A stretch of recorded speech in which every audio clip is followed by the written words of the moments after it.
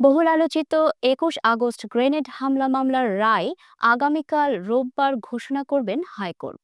বিচারপতি এ.কে.এম আসাদুজ্জামান ও বিচারপতি সৈয়দ এনায়েত হোসেনের হাইকোর্ট বেঞ্চে এ রায় ঘোষণার কথা রয়েছে। শনিবার আসামিপক্ষের আইনজীবী মোহাম্মদ শিশির মনির সাংবাদিকদের এই তথ্য নিশ্চিত করেন। এর আগে গত ২১ নভেম্বর শুনানি শেষে রায় ঘোষণার জন্য অপেক্ষমাণ রেখেছিলেন হাইকোর্ট। সেই সময় আদালতের রাষ্ট্রপক্ষে ছিলেন deputy attorney general Mohammad Jasim সরকার।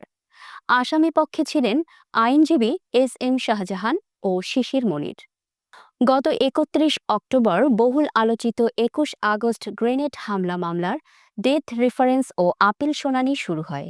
এর আগে গত ২৩ অক্টোবর গ্রেনেড হামলা মামলার ডেথ রেফারেন্স ও আপিল শুনানির জন্য বিচারপতি এ.কে.এম আসাদুজ্জামান ও বিচারপতি সৈয়দ এনায়েত হোসেনকে নিয়ে গঠিত বেঞ্চে পাঠানো হয়।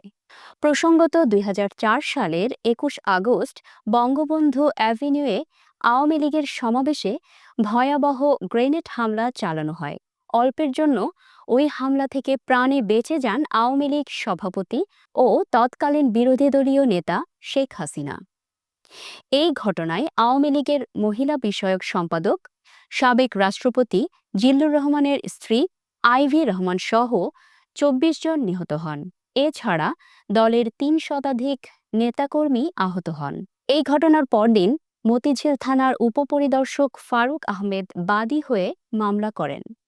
ওই মামলায় ২০১৮ সালের ১০ অক্টোবর বিচারিক আদালত সাবেক স্বরাষ্ট্র প্রতিমন্ত্রী লুৎফুজ্জামান বাবর ও বিএনপি নেতা আব্দুস সালাম পিন্টুসহ ১৯ জনের মৃত্যুদণ্ড দেন। ওই মামলায় ২০১৮ সালের ১০ অক্টোবর বিচারিক আদালত সাবেক স্বরাষ্ট্র প্রতিমন্ত্রী লুৎফুজ্জামান বাবর, বিএনপি নেতা আব্দুস সালাম পিন্টুসহ ১৯ জনের মৃত্যুদণ্ড দেন।